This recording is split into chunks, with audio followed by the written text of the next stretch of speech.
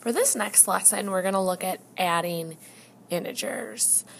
So a couple things we have to think about here are what an additive inverse is. So what you add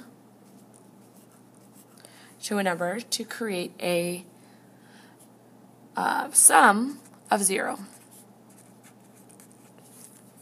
And a zero pair is a pair of numbers whose sum is 0.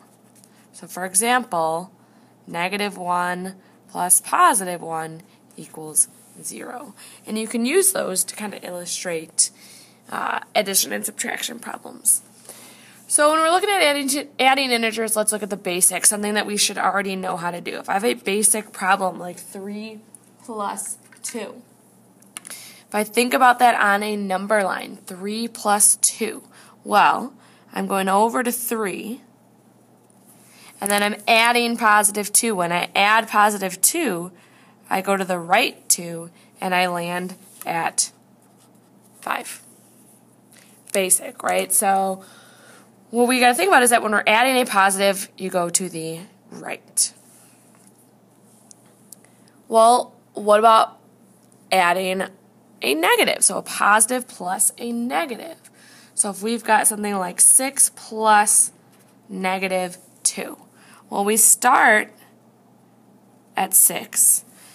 If we added a positive, we move to the right, but negatives are the opposite. So if we're adding a negative, we're actually going to move to the left. So we're going to go left 2, which lands us at +4.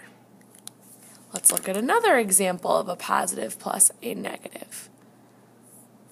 So if we got something like 7 plus -3.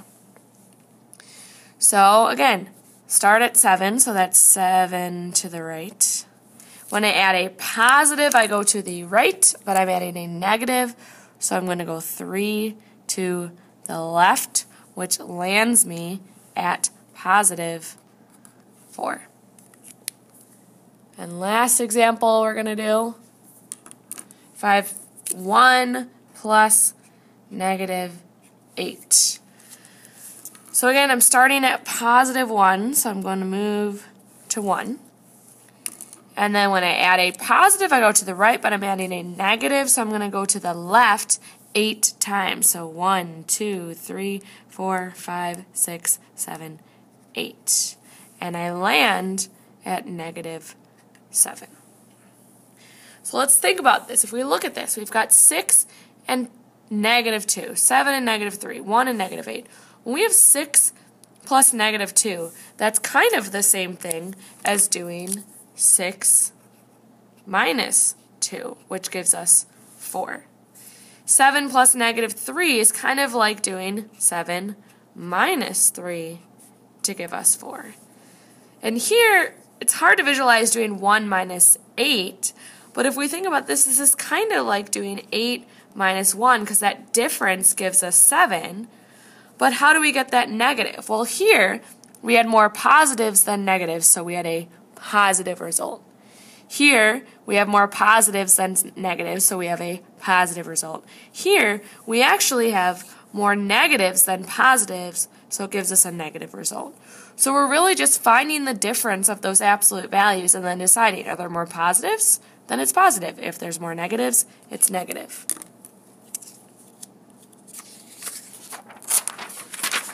Now let's look at a negative plus a negative. So if we've got something like -7 plus -2. So this time we're starting in the negative. So I'm starting at -7. And again, we got to think about it. Think about what you know about positives. If we add a positive, we go to the right. We're adding a negative, so I'm actually going to go to the left, which lands me at -9. Let's look at another example. If we've got -1 plus -13. So again, we're starting in the negative, so I'm starting at -1. When I add a positive, I go to the right. I'm adding a negative, so I'm going to the left 13.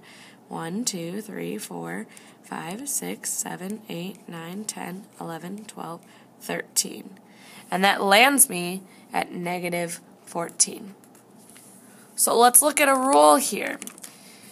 Think about sums and differences. How do I get 9 from 7 and 2? Well, I'm going to add those. So this is kind of like saying, oh, I'm just finding that sum of 7 plus 2, which gives me 9, but I'm adding negatives, so we have negative 9. Because it's like I have 7 negatives plus 2 more negatives, which gives me a total of 9 negatives.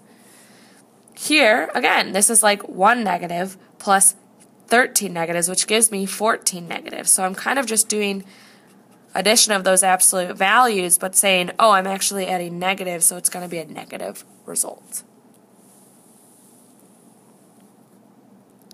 Negative plus a positive.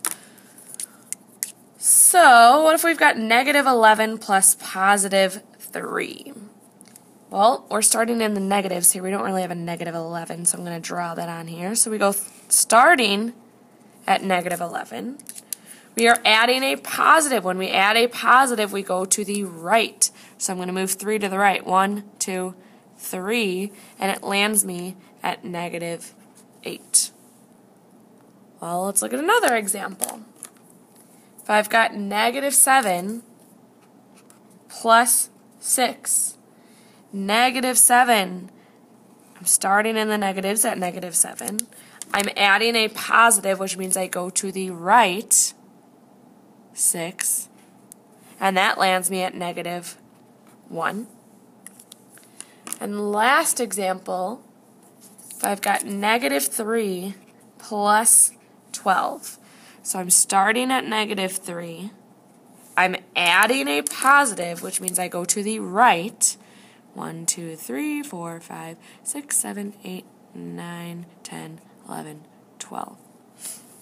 And that lands me at positive 9. So we got negative results sometimes, we got positive results sometimes. So, well, let's look. How am I going to get 8 from 11 and 3? Well, if I think about this, my sums or differences, I'm not going to add.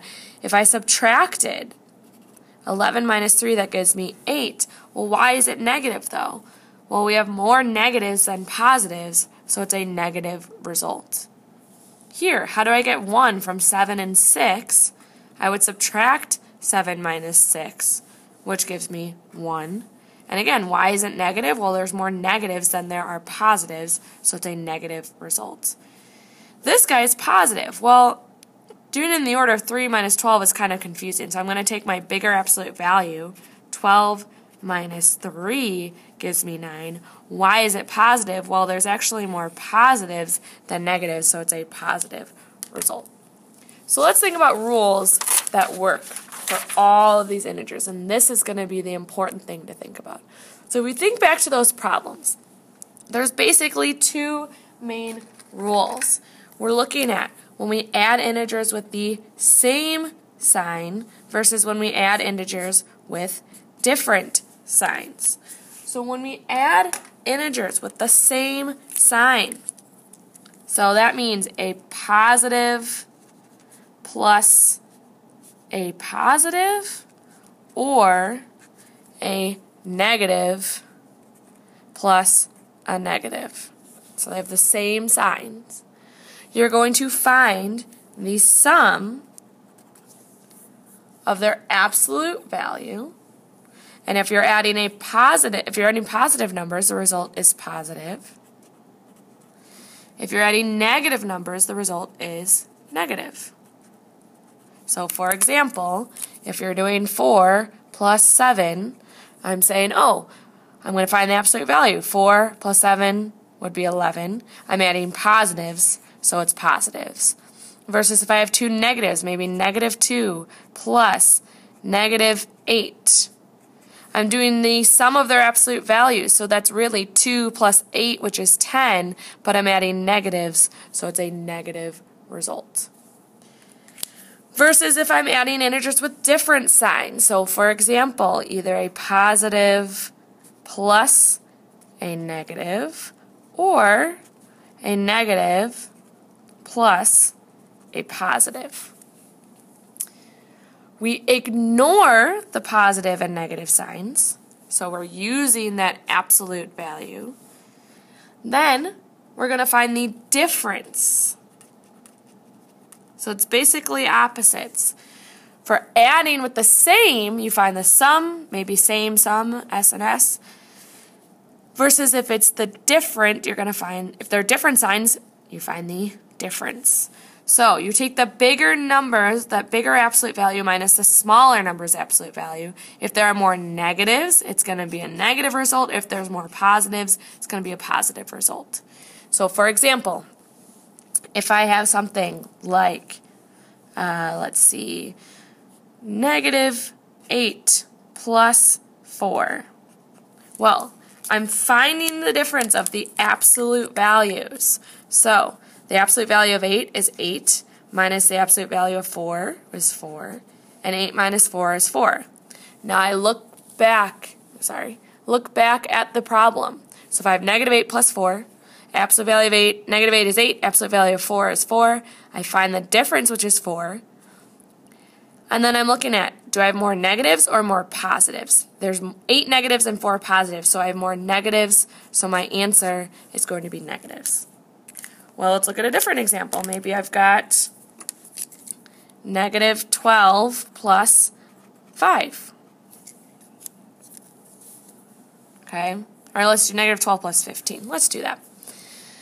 So I'm going to take the bigger absolute value. So the absolute value of -12 is 12. The absolute value of 15 is 15. So I'm doing 15 first, the bigger number first. 15 minus 12, which gives me 3. Now, are there more negatives? There's 12 negatives, or more positives? There's 15 positives. There's more positives, so our answer is going to be positive.